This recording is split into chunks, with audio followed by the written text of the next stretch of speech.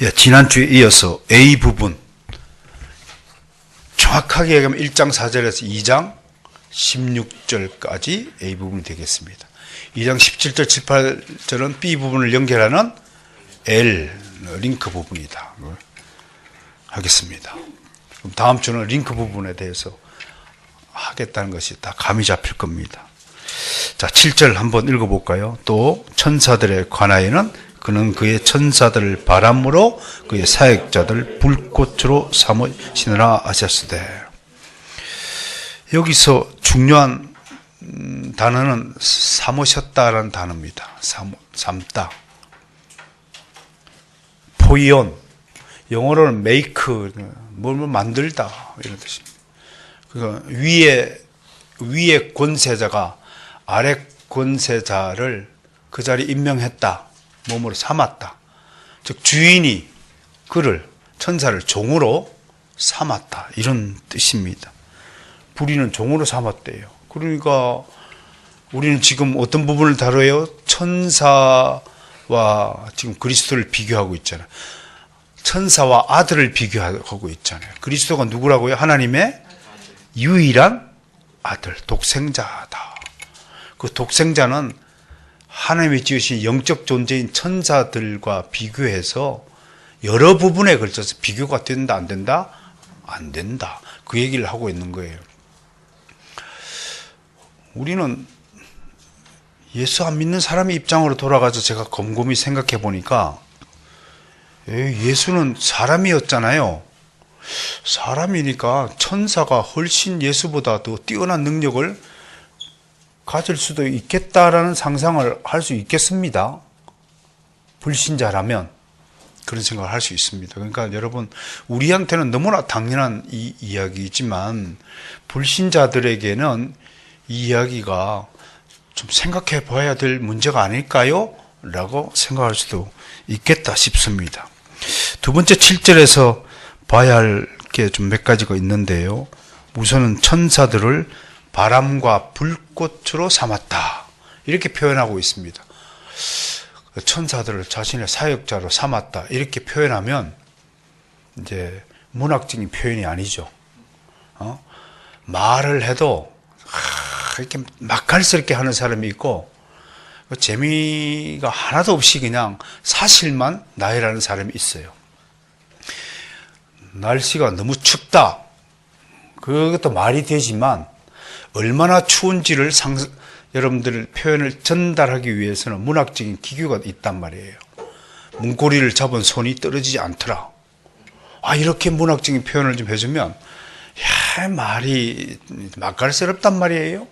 글을 좀 한 줄 써도 좀 이렇게 문학적으로 인간의 감정을 좀 고양시키는 이런 표현들을 하면 되잖아요.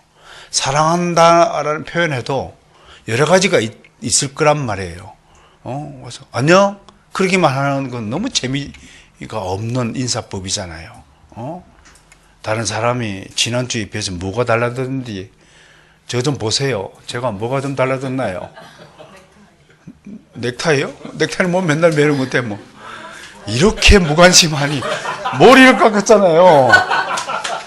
우리 집사람이 가위질로 탁 해서 더 깎았어요. 제가 이발소에 가서 머리를 요즘에 안 깎는 것은 제 아내가 이걸 즐거워하기 때문에 맡기는 거예요. 아내가 즐거워하니까 맡기는 거예요.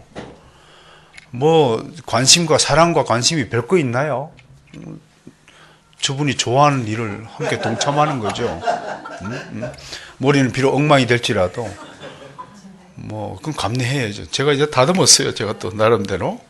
그러니까 관심을 좀 가지시고 표현을요, 수사법이긴 하지만 너무 좀 무덤덤하게 경상도 사람처럼 뭐 집에 오면 세 마디 한다며요.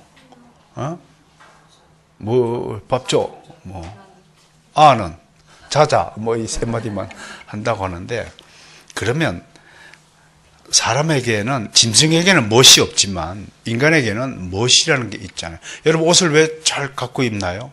멋스럽게 하기 위해서 옷을 같이 입죠. 여러분 말을 왜 똑바로 해야 되나요? 멋스럽게 하기 위해서. 상대방에게 내가 못 있는 사람으로 보이기 위해서 의복을 정죄하고 태도를 바르게 하고, 여러분 태도를 불량하게, 걸음걸이를 불량하게 걷는 사람을 좋게 볼 사람이 있나요? 여러분 조폭처럼 걸음을 한번 걸어보세요. 지나가는 사람들이 다 돌아서면서 뭐라고 해요? 저건 네 집 자식인지 참, 속으로 다 그렇게 생각을 하죠. 그런데 다 반듯하게 안녕하세요, 목사님 안녕하세요 인사를 딱 드리면, 야, 참 그놈 참 뭐가 될지 기대가 된다, 이런 평가를 들어야죠. 좀 이렇게 멋스럽게 천사들을 뭘로 잡았다고요? 삼으셨다고요? 바람과 불꽃. 근데 바람이라는 단어가 윈드가 아니에요. 원어에 보니까 그냥 푸뉴마, 영이에요, 영. 근데 그거를 바람으로 번역을 했어요. 여기에 또 히브리스의 번역에 묘미가 전 있다고 봅니다. 그러니까 여러분들은 지금 한글 개혁 성경만 읽으시니까 이제 이런 묘미가 발견할 수 없지만, 제가 이런 시간을 통해서 여러분들에게 이런 성경의 번역의 묘미를 소개하는 것은 나름대로 또 맛깔스러움이 있기 때문이랄 거라고 생각을 합니다. 이걸 이제 바람으로 번역한 것은 70인경 성경은 히브리어 성경을 헬라어 성경으로 옮긴 거죠. 그럼 히브리어 원래 단어가 뭐였냐 보니까 루아흐 돼 있어요. 루아흐는 영어로 보통 번역을 하지만 다른 데는 바람, 호흡, 숨 이런 것으로 하나님이 숨을 내쉬다 그러면 루아흐가 사용된 쓰임 단어이거든요. 그러니까 루아흐에 기인했기 때문에 이거를 루아흐에 해당된 헬라어가 뭐냐면 푸뉴마. 이건 이제 성령으로 뭐 번역되기도 하고 영적인 것으로 번역되기도 하고. 그러니까 푸뉴마 그러면 바람하고는 매치가 안 되지만 히브리어를 보면 바람일 수도 있겠다라는 생각을 하시면 될 것 같아요. 그 성령을 가리킬 때 푸뉴마가 주로 사용되는 거지만 바람으로 번역하니까 어떤 느낌이 드냐면 좀 더 역동적이고 가시적인 느낌이에요. 푸뉴마보다는 좀 역동적이고 가시적인 느낌을 가지도록 그렇게 해서 번역한 것 같아요. 특히 이제 바람으로 비유한 것은 천사에게 메신저로서의 의미, 하나님의 말씀을 날쌔게 전한다. 바람처럼 왔다가 바람처럼 사라지는 천사, 하나님의 메신저로서의 이미지가 있다.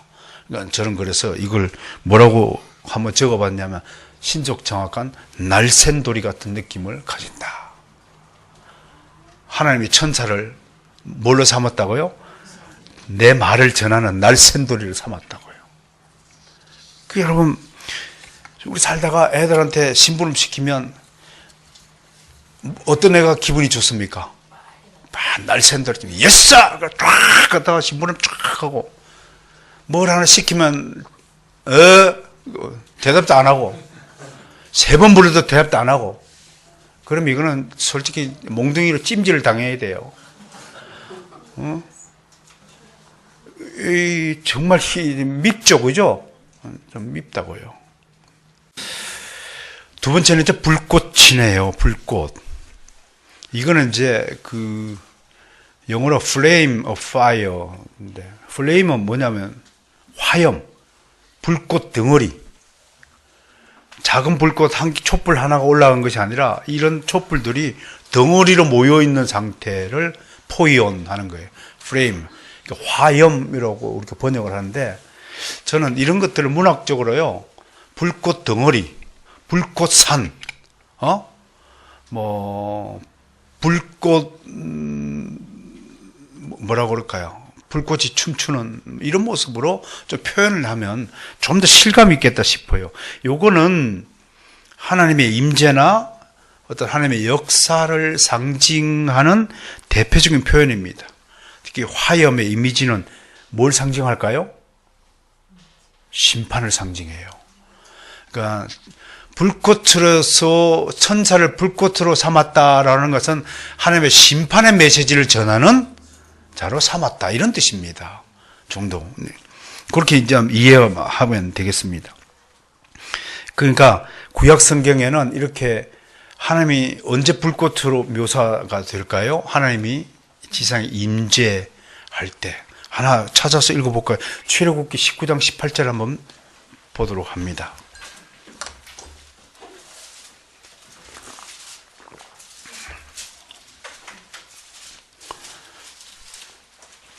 하나님이 시내산에 강림하는 장면이에요. 한번 읽어볼까요? 시작. 시내산에 연기가 자욱하니 여호와께서 불 가운데서 거기 강림하시니라. 그 연기가 옹기가마 연기같이 떠오르고 온 산이 크게 진동하며, 이야, 하나님이 불꽃 가운데에 임재하신대요. 여러분들은 불 속에 들어가면 탈까요, 안 탈까요? 안 탄다고 생각하시는 분, 빨리 천국으로 가십시오. 하나님은 불꽃 가운데 임재하셔도 타지 않으시는 거예요. 얼마나 정말 신기합니까? 주님이 천사들을 자신의 바람과 불꽃으로 삼으신 것은 마치 주인이 종을 부리듯이 자신의 일꾼으로 삼으셨다라는 말입니다. 하나는 하나님의 메신저요, 하나는 심판의 메신저, 심판의 전령으로서 사역을 담당하는 존재가 바로 천사들입니다. 그러므로 모든 천사들은 주께서 부리시는 사역자라고 하는 것입니다. 이 사역자가 의미로는 종이라는 뜻입니다. 종이다. 주인이 부리는 종이다. 종은 권리가 없다. 오직 주인의 명령을 수행할 뿐이다. 그런 차원이에요. 그런데 성경에는 이 헬라어로 둘로스라고 하는데, 둘로스도 세 가지 종류의 종이 있어요. 참고적으로 여러분께 소개하면, 첫 번째는요, 주인집에 함께 동거하면서 일하는 종이 있어요. 요 단어가 오이케데스라고 그래요. 오이케데스라는 단어가 쓰여지고 있고, 두 번째는 자유신분을 가진 종이 있어요. 자유신분을. 예를 들자면 주인 집에 함께 동거하지는 않지만 따로 나와서 자기 집을 가지고 살면서 주인 집에 일을 하는 거예요. 예를 들어 주인 집에 논을 이제 불화를 받아서 농사를 지으면 뭐 5대5로 나눈다든지 뭐 이런 종들을 말하는데요. 이건 이제 디아코노스가 해당이 돼요. 세 번째는 아주 특별한 종인데, 이거는 품삯을 받는 종이에요. 예를 들자면 이제 세네카 같은 분들은 황제의 일을, 황제의 아들을 막 가르치고 그런 분들 있잖아요. 그런 분들은 이제 굉장히 높은 신분은 노예고 종인데 굉장히 이제 일반인들도 함부로 대하지 못하는. 예를 들자면 우리나라 같으면 상선 같은 존재. 비서실장이죠. 근데 이제 신분은 내시잖아요. 내시 알죠? 뭐가 하나 없죠, 그죠? 내시인데도 상선을 누가 함부로 우습게 봐요. 그렇죠? 근데 그런 종들을 이제 미스토토스라고 얘기해요. 이렇게 종들이 많다는 것은 우리에게 무엇을 가르칠까요? 여러 종류의 사역자가 있다라는 것을 이미 성경이 말하고 있습니다. 성경은 종들이 주인에게 잘 순종하라고 가르칩니다. 에베소서 6장 5절에 보니까요, 종들아 두려워 말고 떨며 성실한 마음으로 육체의 상전에게 순종하기를 그리스도께 하도다. 누구에게요? 육체의 상전에게, 그리스도께 순종하듯이 육체의 상전에게 순종하라. 이걸 가지고 뭐 노예 제도를 뭐 인정하는 것처럼 막 그런 뜻이 아닙니다. 순종은 자식은 부모를 잘 공경하라는 겁니다. 제자는 스승을 존경하고, 부부는 서로 사랑하고 서로 섬기고, 백성들은 대통령을 잘 상전처럼 잘 모셔야 되는 겁니다. 여러분, 대통령을 위해서 기도를 많이 해주시기 바랍니다. 어떤 대통령이 되어달라고요? 하나님의 종으로서의 맡은 바 역할을 잘하게 해달라고 기도해야 됩니다. 이것이 진정한 둘로스 정신이다라고 말하고 싶습니다. 이 차원에서 보면 천사들도 주님의 종들로서 주님을 잘 섬기는 존재들입니다. 주님뿐만 아니라 14절에서도 보면 알겠지만 하나님의 아들들을 섬기는 일에도 천사들은 종으로서 사명과 역할을 다 하는 존재들입니다. 7절에서 우리가 나타난 사실들을 한번 살펴보았습니다. 이제 8절에서 13절 살펴보도록 하겠습니다. 이 부분에서 말하고자 하는 큰 주제는 하나님이다. 아들이 곧 하나님이시다는 뜻입니다. 아들이 곧 하나님이래요. 이게 무슨 논리가, 이런 논리가 있을까요? 앞에서는 천사에 관하여 이랬지만 이 부분부터는 이제 아들에 관하여는 라고 설명을 덧붙이고 있죠. 이는 히브리서의 처음 부분인 1장 1절과 3절에서 언급한 아들의 정체성을 다시 설명하고 있는 부분입니다. 우리가 히브리서 시작할 때 제가 계속 설명했듯이 히브리서는 계속해서 하나의 주제를 진술한 다음에 또 다른 주제를 끌어들이기 위해서 앞에 부분을 다시 반복하여 진술하고 있는 것을 보고 있습니다. 이런 진술의 방식이 바로 하나님으로부터 전수받은 유대인들의 전통적인 교육 방식입니다. 성경에서 하나님은 같은 말씀을 매우 자주 반복하고 있습니다. 어떻게 들으면 하나님은 잔소리꾼입니다. 회개하라, 들어라, 내게로 오라, 너희 죄가 중빛깔치라도 와서 나랑 변론하자, 회개하라, 고쳐라 하고 날 반복하고 말씀하십니다. 그러나 밝혀진 바로는 최고의 교육은 반복입니다. 우리 머리가 IQ가 1000점 됐으면 반복 안 해도 될 겁니다. 딱 한 번 들으면 다 기억할 겁니다. 그러나 묘하게 하나님은 우리가 기억하는 방식은 우리가 노력하여서 계속 반복하여서 기억하도록 한 것입니다. 하나님은 늘 자신의 말을 또한 경청하라고 요구합니다. 이것이 쉐마 교육의 핵심입니다. 쉐마는 잘 듣는다 이런 뜻이죠. 그래서 유대인들의 교육 방식을 무슨 교육이라고 한다고요? 쉐마 교육이다. 그 쉐마 교육의 두 키포인트는 뭐예요? 하나는 반복이고 하나는 집중하는 겁니다.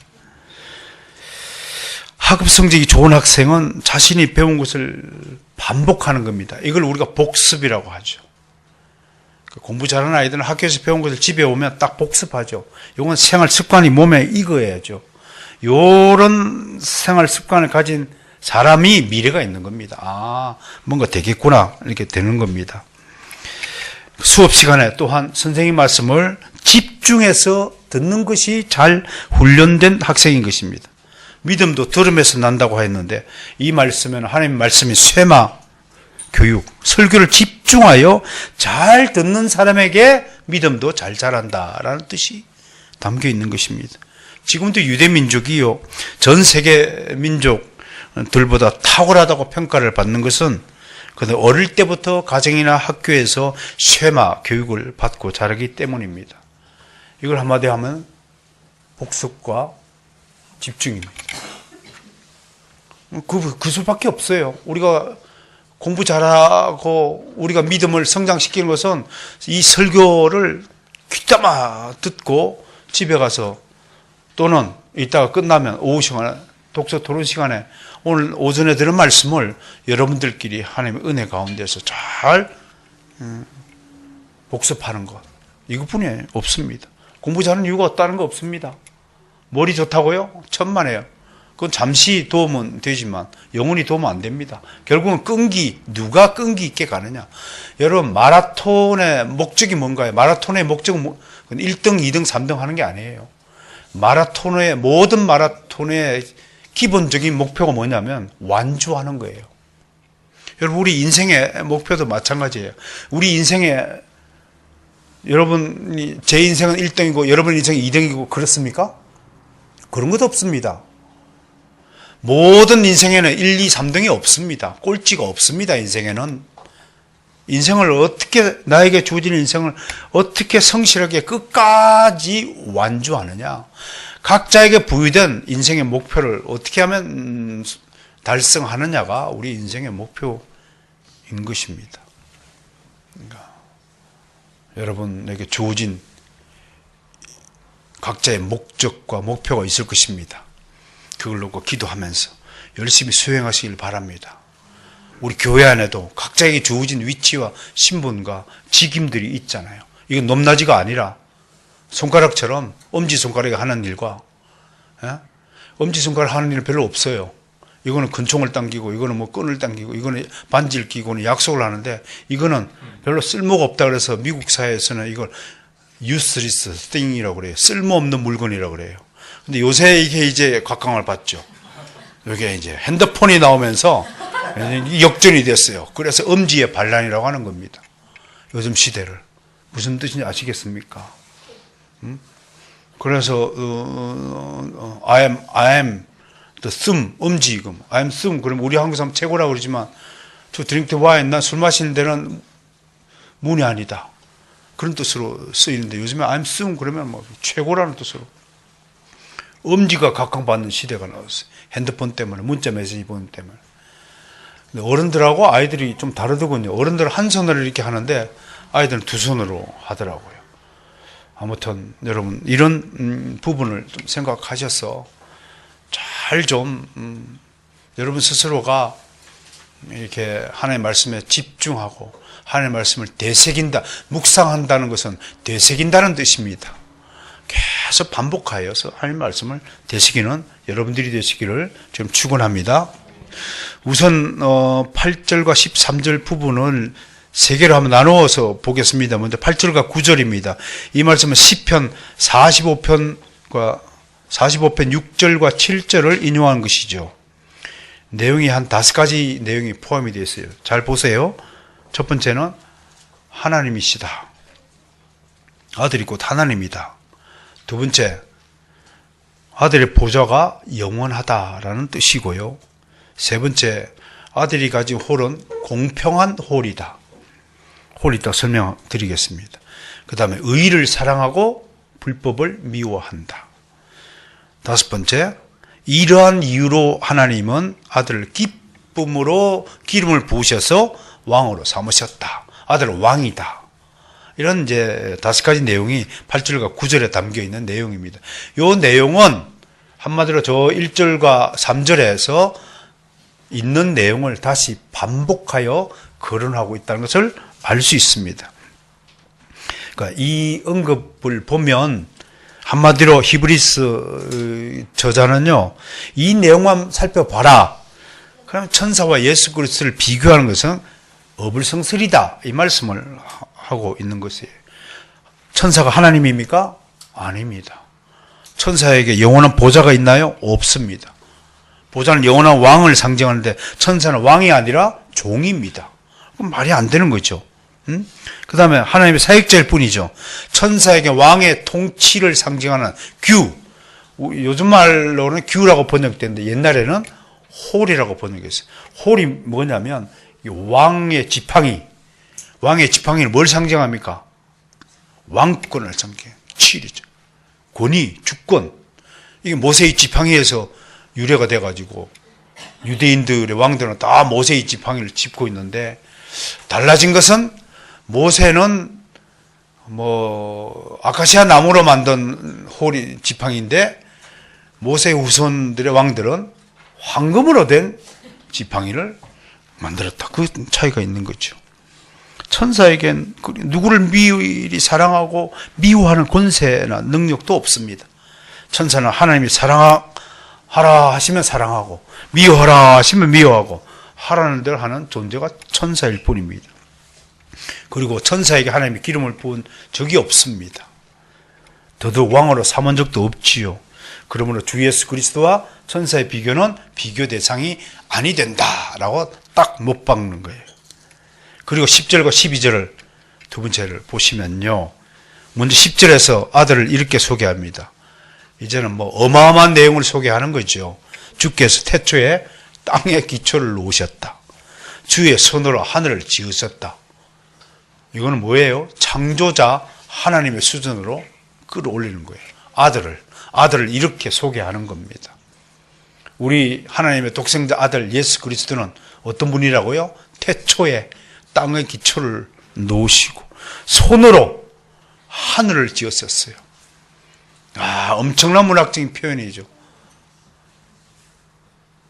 여러분 중에 혹시 하늘을 지어보신 분이 계십니까? 혹시 여러분들이 숨쉬고 있는 공기를 혹시 여러분들 입으로 불어서 만들어내신 분이 혹시 계신가요? 여러분들이 이 지구의 땅에 기초를 놓은 적이 있으신가요?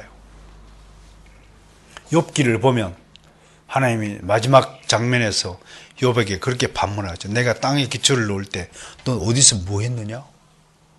내가 하늘을 지을 때 네가 혹시 나한테 도와주기를 했느냐?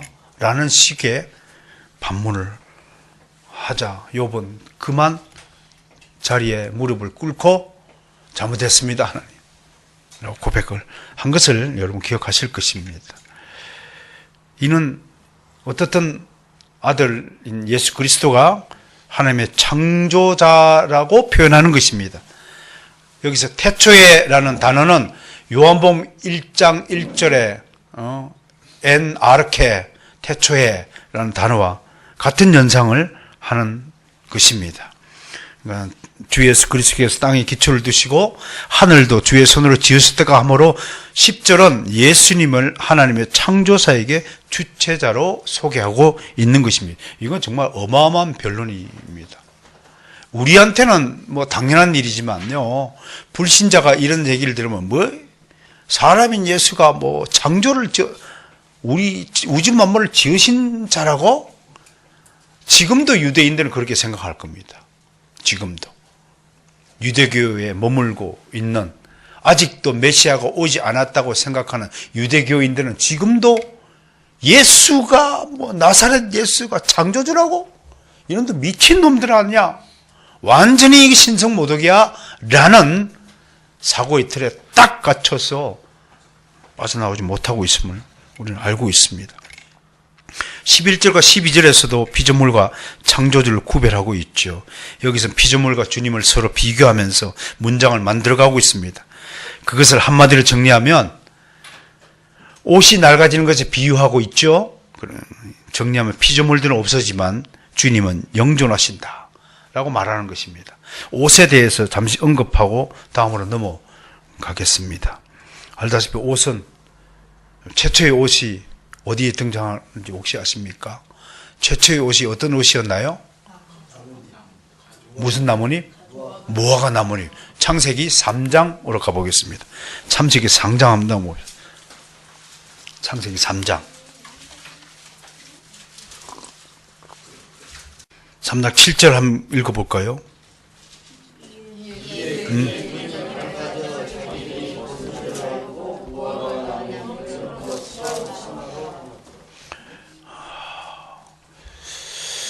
눈이 밝아지니까 벗은 줄을 알게 됐대요. 이번 책에 눈이 밝아졌다는 말이 무슨 뜻인가를 신학살이 사람살이에 제가 써놨습니다. 어제부로 이제 표지가 완성이 됐고요. 구정전에 아마 선을 보일 것 같습니다. 무화과 나무 잎을 넣고 치마로 삼았더라. 이게 인류 최초의 옷입니다. 이게 이제 얼마나, 여러분, 그러면 이걸 어떻게 엮었을까? 실과 바늘이 있었을까? 여러분들은 이런 것들을 생각해 봐야 됩니다. 무엇으로 엮었을까? 그렇다면 아무튼 실과 바늘에 의해서 엮어지지 않는 옷이라면 결론적으로 매우 엉성한 옷이었을 것이다. 난 그렇게 상상할 수 있을 겁니다. 그게 최초의 옷이에요. 하나님이 보시기에 참 민망했던 거 봅니다.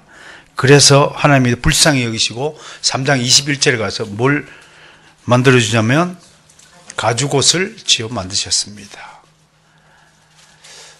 또 여기서 질문, 이 가죽옷에서는 또 바느질이 되어 있을까?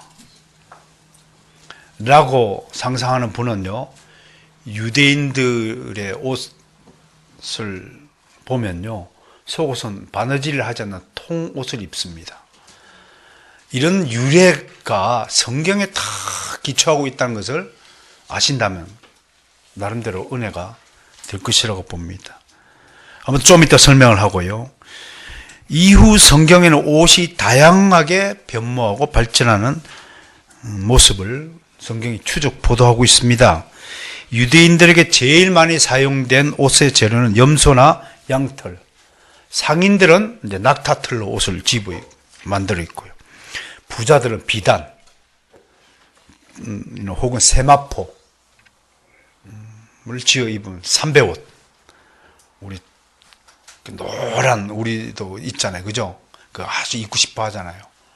좋죠.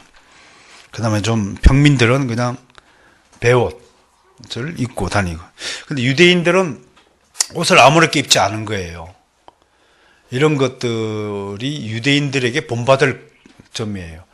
옷을 항상 세 부분을 나눠요. 속옷 있고, 속옷 위에 걸쳐 입는 겉옷이 있고, 외출할 때 입는 외투가 있어요. 이게 유대인들의 의복입니다. 속옷은 아까도 설명했죠. 바느질을 하지 않고 통으로 걸쳐서 무릎까지 내려오는 옷을 입어요. 그 천 하나를 잘라가지고 그냥 이거 팔 구멍만 내고 그냥 걸쳐 입는 거예요. 그러니까 그런 옷, 무릎까지 내려오고. 겉옷은 속옷 위에 걸쳐 있는 외출복이고요. 이거 좀 약간 두꺼운 옷인데 그 밤낮의 온도차가 굉장히 극심한 지역이잖아요. 그래서 야간에는 이불로 덮어 쓰는 거예요. 그러니까 목동들이 양치는 목자들이 밤에 추우면 이걸 덮고 자는 거예요. 그러니까 아주 다용도 옷이죠. 외투는 겉옷 위에 걸치는 장식용 옷이라고 이해하면 되겠습니다. 그래서 부귀영화를 상징하고요. 특히 이제 제사장들은 옷을 하나 더 입어요. 속에다가. 요걸 이제 고의라고 하는데, 이게 뭐냐면 요즘으로 치면 팬티예요. 팬티를 입어요. 제사장은요. 그렇게 좀 다르고요. 여자들은 외출할 때 이제 상체 얼굴을 가리는 거. 요즘에 이슬람 여자들 히잡하고 비슷한 거죠. 가톨릭 교회에서는 아직도 성당에서 미사 드릴 때 여자들 뭐 쓰잖아요. 넌센스 중에 넌센스입니다. 왜 써야 할까요? 여자들이. 사도 바울의 그 모습이 있는데, 이런 것들은 써도 되고 안 써도 되는 아디아포라의 문제입니다. 그런 것들을 규칙으로 삼는 거 넌센스입니다. 대제사장은 이제 나중에 가면 이제 수군을 쓰는, 워낙, 왜 수군을 썼냐 그러면 워낙 먼지가 많은 지역이라서 수군 쓴 거예요. 이게 발달돼서 이제 관으로 쓰고, 이제 대제사장들은 이제 막 화관을 만들어 쓰고, 아무튼 그 올림픽 지금 하고 있지만 올림픽 뭐 월계관도 다 관이잖아요. 머리에 관을 쓰게 하고 이렇게 발전됐는데, 더 넌센스 중에 하나는 교황 황금관을 쓰고 이제 다닌다는 거예요. 이런 게 이제 넌센스죠. 근데 중요한 것은 옷은요, 전 세계적으로 이제 신분의 표시, 과거에는 신분의 표시로 옷이 작용했지만 현대에 있어서 옷은 인격의 표시로 자리매김하고 있다는 것을 우리가 알아야 되겠습니다. 어떤 옷을 입느냐에 따라서 사람이 달라지기 때문입니다.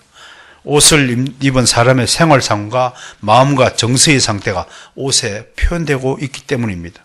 희로애락에 따라서 시간과 장소의 상황에 따라 옷을 맞춰 입는 예절과 지혜가 필요한 점을 유의해야 합니다. 산에 가면 무슨 복 입어야 돼요? 등산복. 장례식장에는 장례식장복. 설교자는 설교단. 설교복은 종교개혁가들, 개혁가의 후손들에게 설교복이 따로 없죠. 그냥 평복으로 입어도 되고. 근데 이 넥타이가 언제부터 이게 매게 된지는 모르겠지만, 아무튼 이 넥타이를 다 매니까 우리도 그냥 넥타이를 매는 건데, 어떤 분들은 이것을 또 거부해가지고 굳이 또 한복을 입고 또 이게 있으니까, 그게 뭐냐면, 그게 옳다 그러다는 아니지만 그 격식에 어울리지 않는다는 점도 생각을 해야 됩니다. 지금 한복 입는 사람 누가 있어요? 한국 사람? 굳이 한복을 입고 뭐 우리는 한국교회라고 한복을 입고 설교하시겠다. 그 뭐 나쁜 건 아니지만 좀 격식에는 맞지 않는 느낌이다 라고 말할 수 있을 겁니다. 옷들도 잘 입으시기 바랍니다. 맨날 예비군복만 입고 다니면요, 항상 아무데나 걸터 앉아요. 예비군복이 그런 위력을 발휘합니다. 아무데나 뒹굴어도 괜찮은 옷이 예비군복이잖아요.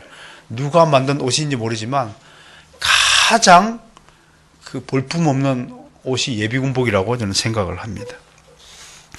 오늘 마지막 세 번째 13절이네요. 예수 그리스도는 하나님 우편에 앉아 계신 분으로서 원수들을 완전히 정복하시고 최종적으로 승리하신다는 것을 선포하면서 천사들에게 그런 권세가 없음을 비교 설명하고 있습니다. 특히 이제 110편 1절을 인용한 것인데, 이를 통해 저자는 그리스도의 절대적인 왕권을 강조하고 있습니다. 이제 마지막 14절을 보겠습니다. 이제 천사들보다 더 탁월하신 그리스도에 관한 진술 중 마지막 6번째로, 천사들은 주님이 부리시는 영임과 동시에 구원받을 후사들, 즉 영원전에 택함을 받은 하나님의 자녀들을 섬기는 존재들이라고 선포하고 있습니다. 이는 지금까지 그리스도와 천사들을 대조하여 설명하는 것에 있어서 최고의 절정이라고 할 수 있을 것입니다. 즉 인간에게 구원을 제공하시는 지극히 높으신 하나님의 오른편에 앉으신 아들과 대조적으로 천사들은 아들이 제공하신 구원의 상속자들인 인간을 오히려 섬기는 존재라고 선언함으로써 천사들을 그리스도와 비교할 것이 아니라 오히려 하나님의 자녀들을 섬기기 위한 종의 사역자임을 부각시키고 있는 것입니다. 이것이 14절의 결론입니다.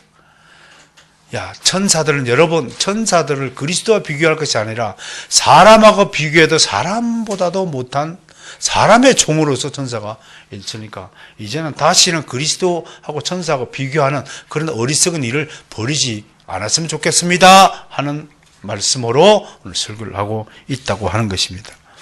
자, 오늘까지 우리는 히브리스 기자가 제공한 그리스도와 천사들의 비교 설명을 들어보았습니다. 지금 우리한테는 피부에 와닿지 않고 이게 뭐 그렇게 중요할까라고 생각할 수도 있지만, 당시 히브리스를 듣는 시대의 사람들에겐 이 천사 숭배의 문제가 굉장히 중요한 문제로 대두되었기 때문에 우리가 그런 점을 전제하고 이 히브리스의 진술들을 좀 들어보셔야 된다고 할 것입니다. 아무튼 모든 결론이 오늘 14절에서 이루어지고 있습니다. 그것은 천사는 그리스도인을 섬기는 종이다 라고 결론을 내리고 있습니다. 여러분, 모든 잘못된 숭배는요, 잘못된 지식으로부터 출발합니다. 잘못된 지식이 있으니까 엉뚱한 것을 숭배하고 섬기고 따르게 되는 것입니다. 자신의 무식함이, 무지혜함이 낳는 결과는 굉장히 비참하고 참혹할 수 있다는 것을 명심해야 할 것입니다. 우리도 하나님이 주신 거룩하고 온전한 네 믿음을 더욱 강화하고 바르게 성장시키기 위해서는 끊임없이 하나님에 관한 지식을 차곡차곡 채워나가는 일에 게을리하지 말아야 할 것입니다. 오늘까지 배운 것들을 다시 한번 복습해 보겠습니다. 그리스도가 천사보다 탁월한 6가지가 있었습니다. 그 6가지 진술을 오늘부로 여러분에게 다 소개했습니다. 4절에는 천사보다 아름다운 이름을 가졌다라고 말했습니다. 5절에서는 예수 그리스도는 하나님의 독생자, 내 아들이다라고 말했습니다. 6절에서는 모든 천사들이 마다들에게 경배했다라고 증언하고 있습니다. 7절에서는 주 예수 그리스도가 천사들을 자신의 사역자로 삼으셨다. 즉 바람과 불꽃으로 표현되는 종들로 삼으셨다라고 말씀했습니다. 그리고 8절과 13절은 그 아들이 곧 바로 창조주 하나님이시다라고 증언하고 있고, 14절에서는 천사들은 상속자들을 섬기는 영이다라고 증언하고 있습니다. 이제 이만하면 예수 그리스도가 왜 천사들보다 탁월한 존재인지에 대해서 증언이 되었을 것입니다. 물론 2장에서 또 새로운 내용으로 천사들과 비교 설명을 할 것입니다. 그리고 나서 3장에서 모세보다 더 탁월하신 예수 그리스도 이야기가 이어질 것입니다. 앞으로도 이어지는 이야기에 여러분들 귀를 잘 기울여서 히브리서 기자가 전하는 하나님의 말씀의 메시지를 잘 새겨들어서 여러분 삶에 유익한 재료로 삼아주시기를 부탁하고 권면하고 축원합니다.